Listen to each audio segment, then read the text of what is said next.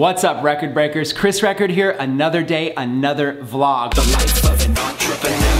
We are on day 7 of our 7-day Shopify training. That means today is the final day of this training. Hopefully you guys have seen the previous 6 days where we've literally dived into everything from drop shipping to free plus shipping offers to retail offers to the psychology behind why people buy on Facebook and Instagram. We talked about how to create videos and how to make them go viral using ads. We talked about how to buy products for $1 or $2 and make review videos and be able to literally sell those products for $10 or $20 each, you guys. We talked about how to be able to use the power of your blog on your Shopify store to get organic traffic for free. And now on day 7, we're gonna put the finishing touches on it by teaching you Shopify SEO. SEO stands for search engine optimization. And that's where you can literally start ranking your products in Google. So now when people are searching for a product or searching for a review, whatever it is, you want your product to show up in the top 10 listings. Here's why. Because people go to Google to search and buy. So now you're gonna start to capitalize on that buyer traffic. If you can start to get ranked for product keywords, these are people that are already looking to buy. See, on Facebook and Instagram, they're looking at their friends' baby pictures and they're looking at what their friends are doing at parties and stuff like that. But when they go to Google, searching for specific products and gift ideas and stuff like that, you've got a red hot buyer ready to pull out a credit card. So SEO is one of the most important skills to learn, and best of all, it can be done for free. So in order to teach this, I brought out one of my good friends, Kenny Klein, who's an SEO expert, and he's gonna break down Shopify SEO, what to do, and he's even gonna share with you a successful SEO case study. You guys do not want to miss this. Now, before we roll the video, do me a favor. If you guys are new here and you are not yet record breakers, then smash the subscribe button, smash the post notification bell, join this community. We're the record breakers. Every single day, we deliver a video here on YouTube to inspire you, to empower you, to educate you, to entertain you. We call it edutainment. If you guys love this concept of learning and being entertained and having fun for free, then all you gotta do is hit that subscribe button, join the family. With that being said, I'm gonna take you back to an interview I did with Kenny Klein. This guy is amazing. You're gonna absolutely enjoy it. It's a little bit longer today, but take notes. It is so worth it. Roll the clip.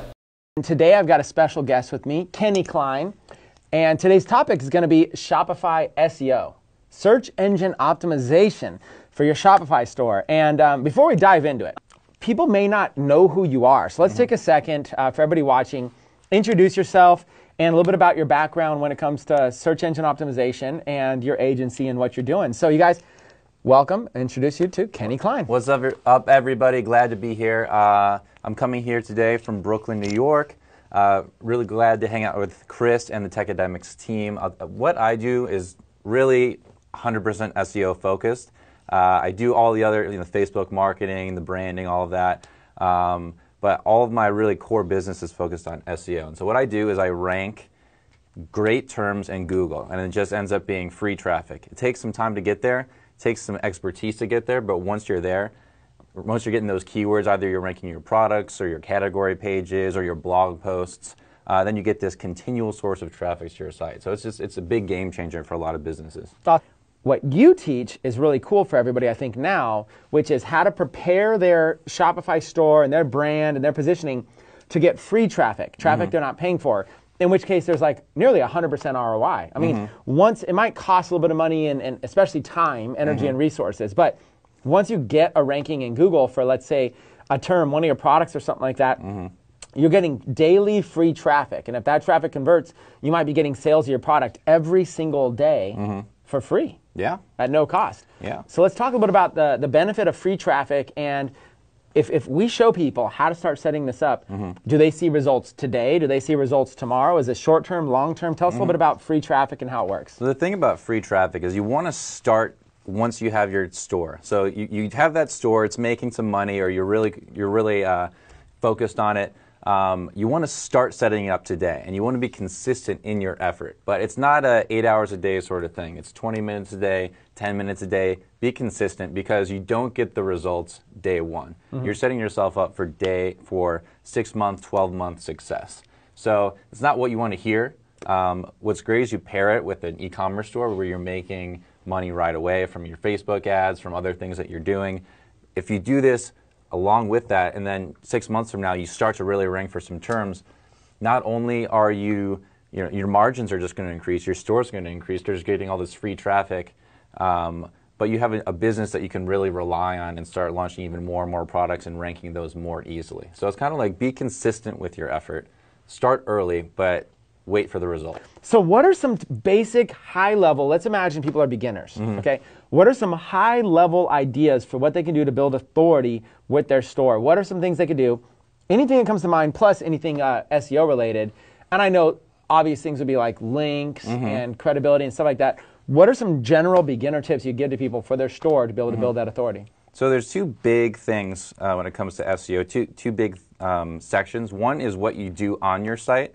The other is what you do off of your site. So on-site is where you should definitely start. You need to start doing that day one.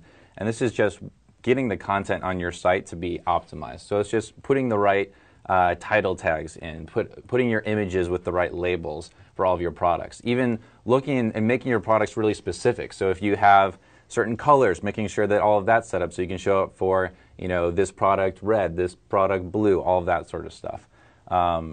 Getting all of your site optimized that way is very important for day one. Other thing I would do is you want to start using that blog. I know you talked about blogging in some of the other videos as well. Very, very important for you to really start with your blog and start early. You don't have to do it, you know, you don't need 3 blog posts a day, but get it right. Regularly posting on there. Make it very relevant to your topic, to your niche. Make it some unique content that's high quality. It doesn't have to be the you know, it's not the New York Times, but make it a good quality article, and that alone is going to start generating some authority for the site. The other big side of it is links. So if you can go links and even, you know, go to your friends, ask for your blogs. If you're you know, in local scene, you can get local links from other businesses or relevant businesses. And we're even going to show you a strategy today where you can go out to people in your relevant niche and ask them and really incent them to link back to your site, because links are what really drive a lot of SEO once you have the on-site set up. And you know what you said, when you have investors looking at your site, that's one thing they're going to really look at. If you have a lot of links coming into your site, they know you're legit, they know you're for real, and you know they're going to put a big premium on that for sure. Awesome. So before we move to the strategy, what are some high-level examples of, let's start with on-page SEO. When it comes to like a Shopify store, what are some examples of things they can do themselves today to help improve the SEO on page? So what's really great about Shopify as a platform is that they have a lot of stuff built in there for you. So this is not a technical, you know, there's no coding, there's no any of this stuff. You just have to utilize the Shopify platform as it is. One of the first things you do is just naming your products. So just naming it, obviously you're going to want to rank for that type of product, right? And so making sure that you have the name, you know, making that optimized in terms of exactly what it is, and you know, not kind of going off the handle with things that are not relevant. Second, just in the description, how you describe this product. In addition to selling the product, you want to use some of these keywords. So if you have multiple colors, you want to mention the colors. If there's, you know, certain materials that it's made of, you want to mention these materials, you know, because people are Googling for these things. They're saying, oh, I want this fishing rod, you know, aluminum that's red or whatever. All of these things are going to come up in long tail searches, and if you don't mention it in the description or the title, you don't even have a chance. You're not in the game. So those are big things. Another big thing is reviews. Reviews are very important for showing up in the results, and so you want to get as many reviews as you can to these products. So really, day one, focus on the product page. Day two, go one level up and start creating collections. So what type of products do you have, and who are they for? Those are the two big questions that I ask. So if you have a collection of fishing rods, you know, are these for a certain type of fishing, or are they for a certain type of, you know, geography, or all of this? Start making collections and naming the collection that way, and then pulling the products in. So you have 5 products for this group, 5 products for that group. These are really going to help fuel a lot of SEO opportunity on your site. Got it. So what are some more elements? So if I'm on my product page for Shopify, there's something called short tail keywords and long tail keywords.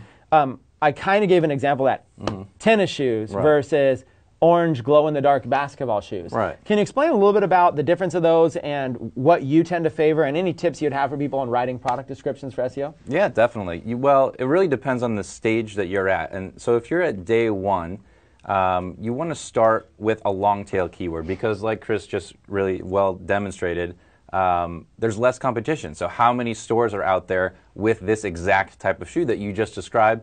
A lot fewer than the people that have orange basketball shoes, right? So you're up against a lot fewer sites when you go up against, when you're more specific with your products. So I would say if you're starting out, make all of your products really, really specific.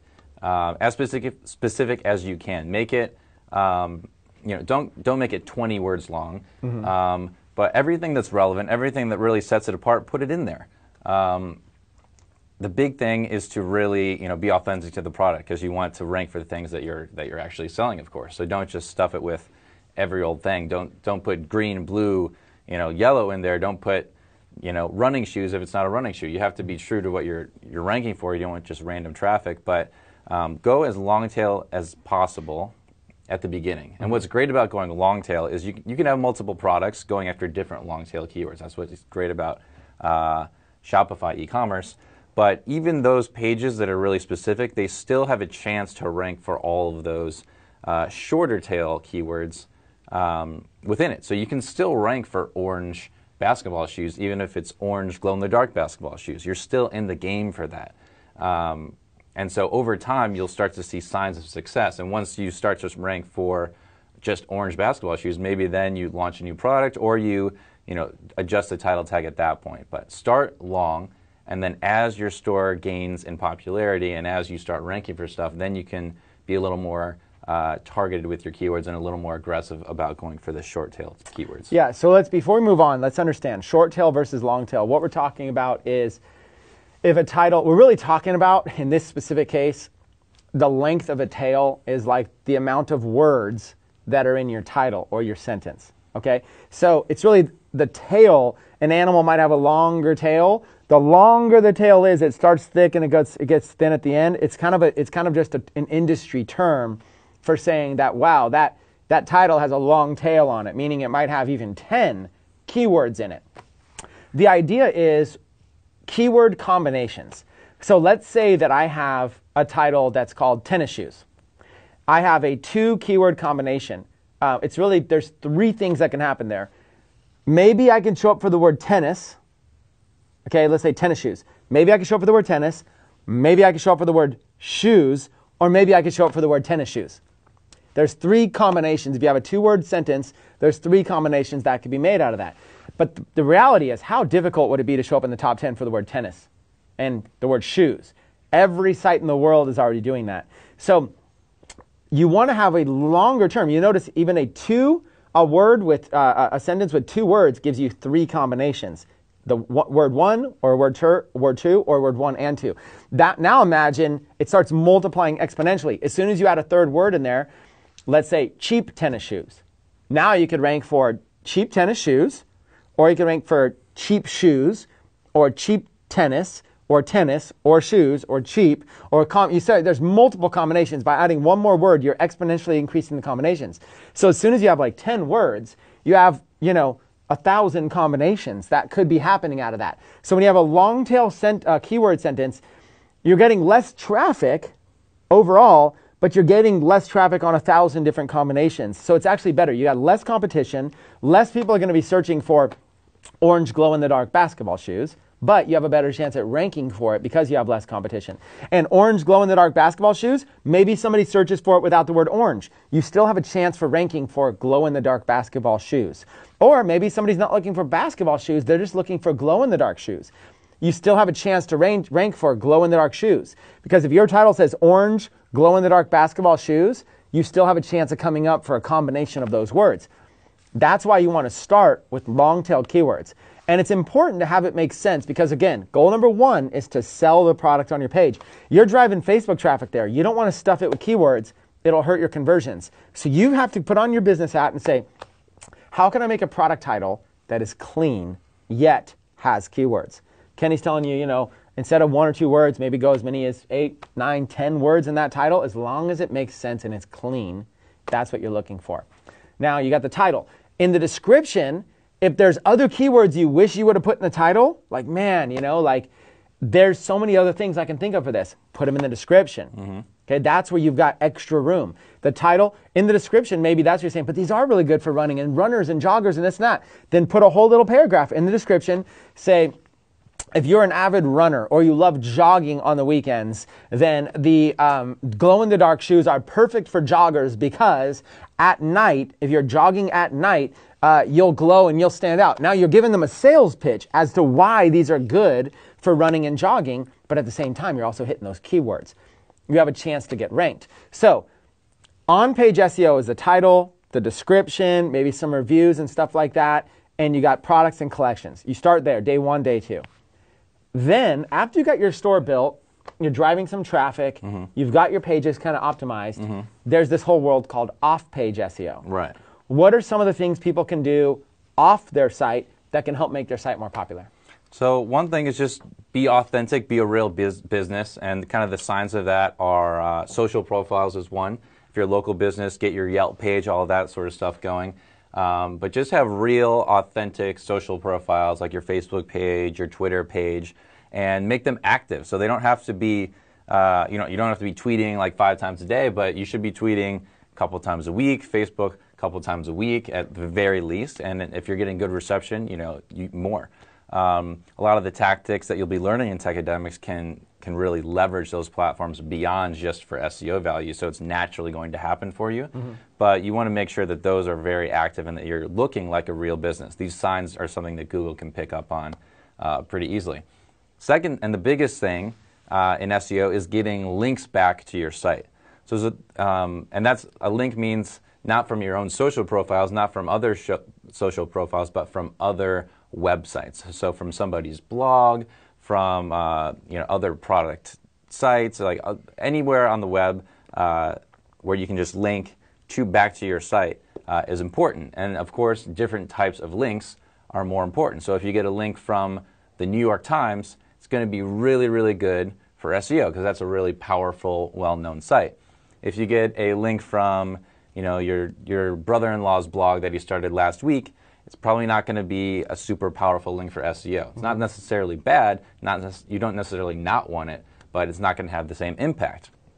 So just in terms of power and general authority of the site, as an SEO word, is one thing you need to think about when you're thinking about getting links. The other thing you want to think about is relevance. So if you have a basketball site, if there's a bunch of basketball blogs or basketball sites or whatever linking to you, then that's a much better than a bunch of random fishing blogs. The fishing blogs are not as relevant. Google can tell that hey, why it's kind of suspicious. Like, why is that happening? It's and so the big things with these links that you want to get back to your site are relevance and power. I know that you actually brought your computer here and that you've got some examples that you could show.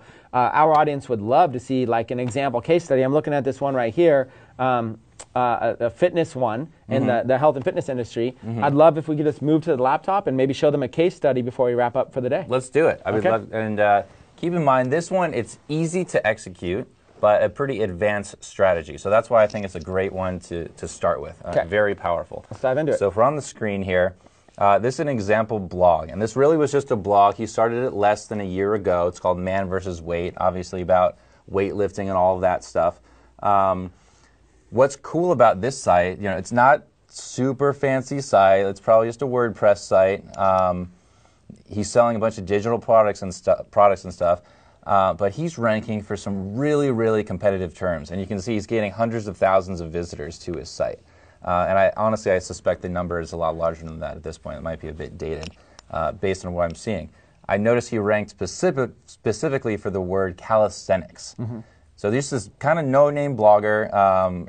1 year later, ranking for one of the most competitive terms in weightlifting. He's is this coming term out, right here, which is calisthenics. You see he's mentioning it there all over the site. You'll see it's all about calisthenics. And then naturally, he gets their email address. He sells them calisthenics guide, and a lot of other products related to calisthenics. So he's got what I imagine to be a really great business here.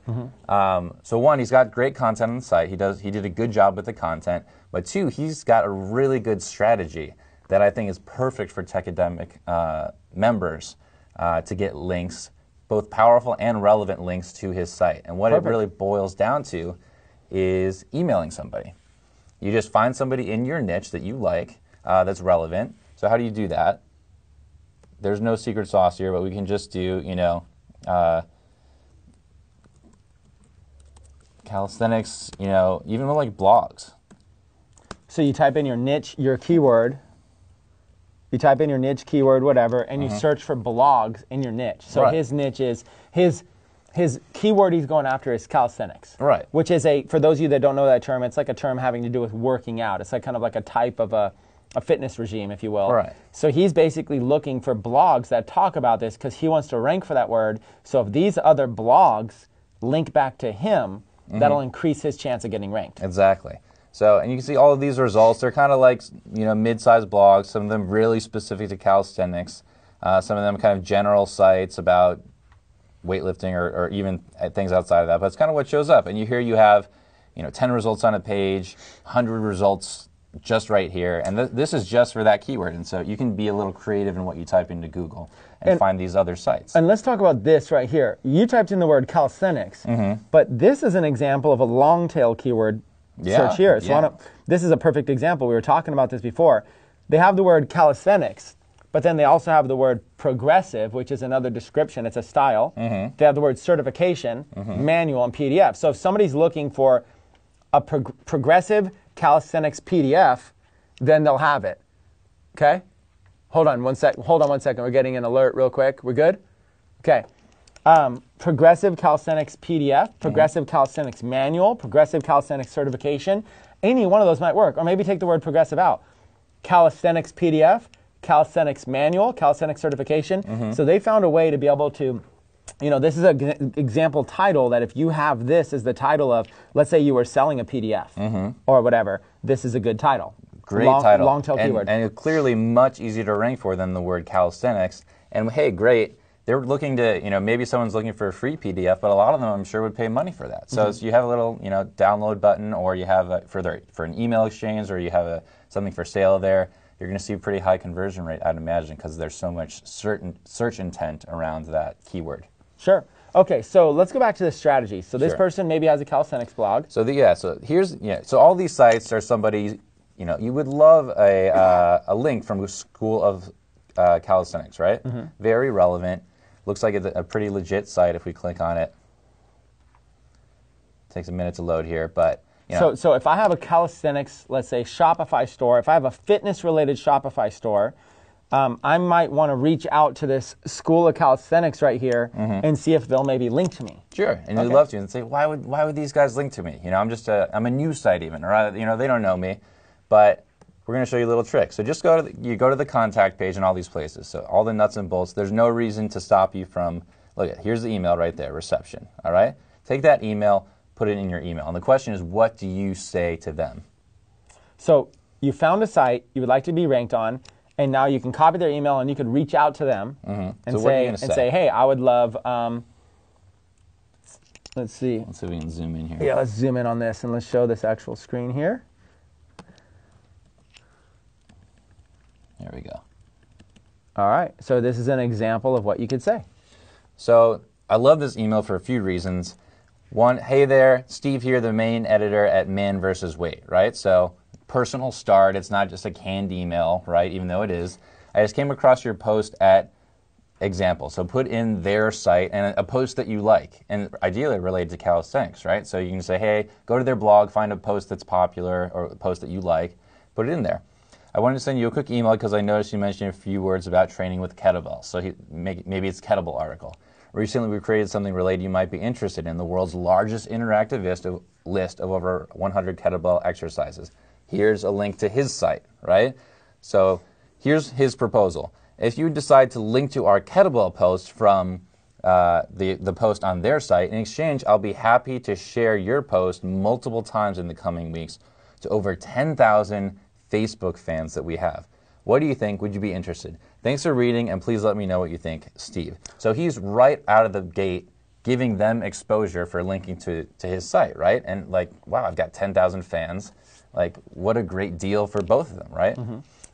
This is actually kind of brilliant because he's basically saying, he's personalizing it and saying, hey, listen, if you link to me, I'll promote your post on my Facebook fan page to all my fans. But that's essentially free for him to do. Yeah. A post is on your Facebook page, and everybody watching right now already has a Shopify store. They already have a Facebook fan page. That's easy for them to do. They could just share an article. Right. What a great proposition. Share other people's articles on your fan page in exchange for links. Right. And let me show you, so let's go to his Facebook page. You know, it sounds like, oh, maybe 10,000 is a lot, whatever. So look at his Facebook page. This is the demand versus weight. So this is where he's saying, hey, I'll share it with you. And you're like, yep, he's got 10,000 followers here. Let's go down and look at it. You know, he's sharing other people's popular videos. So it looks like there's a lot of views going on. But whenever he posts an original one, you can see the engagement is, 3 likes, right?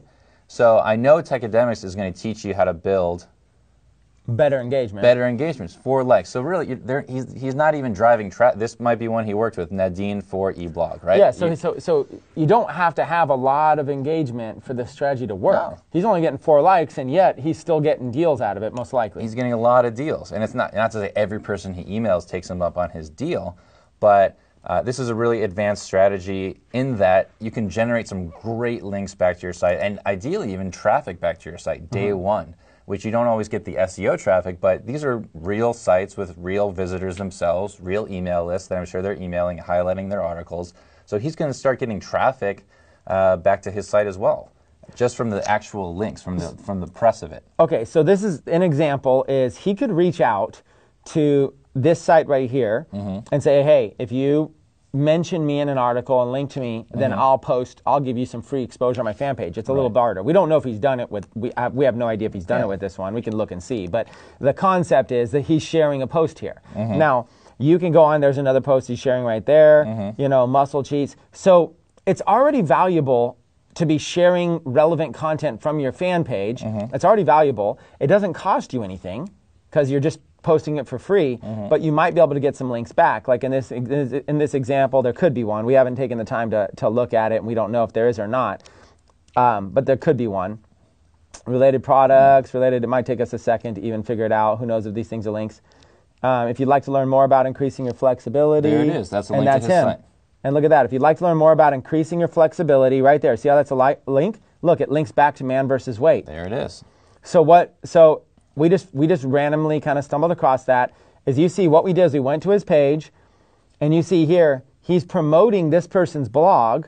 In exchange, that person wrote an article and linked to him. So you're able to reach out to so many people and be able to get this kind of free exposure. I mean, he just at some point probably reached out to this person. Maybe they showed up, in calisthenics blog or whatever. Right.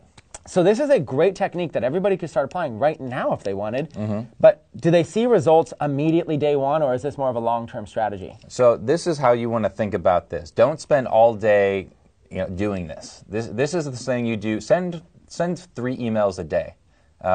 Send 5 emails a day. So small numbers. You're not going to get a response from everyone. Say you get a response from 2 people a day, and then you work out a deal with them. 1 out of 20 emails that you send. So over time, you're going to get maybe 1 link a week. So like this individual link from this one blog that we just showed, that's not going to rank you for anything. It's a good link, but you can't just rank with 1 link usually. But if you start getting 1 link a week, one link a week, 1 link every 2 weeks using this strategy, over the period of 4, 5, 6 months, you're going to be surprised at how successful your rank is. It's going to come out of nowhere if you do this sort of strategy. So just be consistent with it. It takes a few minutes a day to really send it out, and then you have to converse with them a little bit. So it takes a little bit of time, but you're not going to see those results right away. But I would guarantee you, if you are consistent with this strategy, like he has been, he's less than a year, but I'm sure he's sending these emails every day a little bit, then you're going to see some really powerful results with your site. Awesome. So let's wrap up today's episode on that note. So what we did was we talked about SEO, on-page SEO, off-page SEO. Kenny gave some great tips, and then Kenny just broke down a strategy. Not only did he give you a script that you can go search and find other people with blogs related to your industry, a script that you can use to reach out to them, and if they'll write about your Shopify store and link to you, or your website or your blog or whatever it is and link to you, then you can go ahead and share their post from your fan page. Now, he also gave you a little trick with the fan page that you can share a couple of popular videos as well, and it looks like your fan page has even more engagement when you're first getting started. But it's essentially free for you to organically post from your fan page. What a great win-win proposition.